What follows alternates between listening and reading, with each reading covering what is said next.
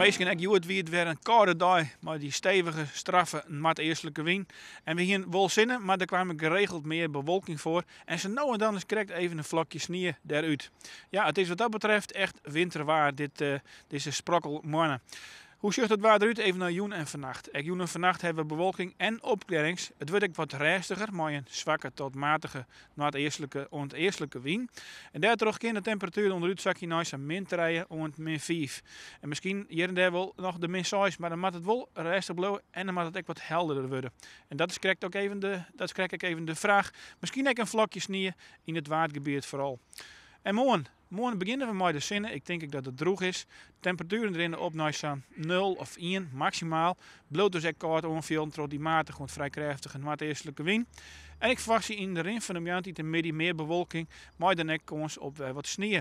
Vooral naar de joentijd. En dan hebben we het weekend dus, het begint dan met wat sneeuw en ik snijden gaat er maar verder. Dan komt er wat meer sneeuw, dan kan er 1 of 2 centimeter sneeuw komen bij een temperatuur van 1 of 2 graden.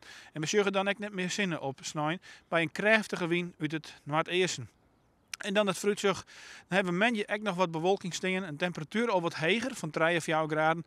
Als er wat deelslag valt, zal het waarschijnlijk een spotje ruim wezen. Dinsdag hebben we ook een temperatuur die zo om en bij de 4 graden luidt.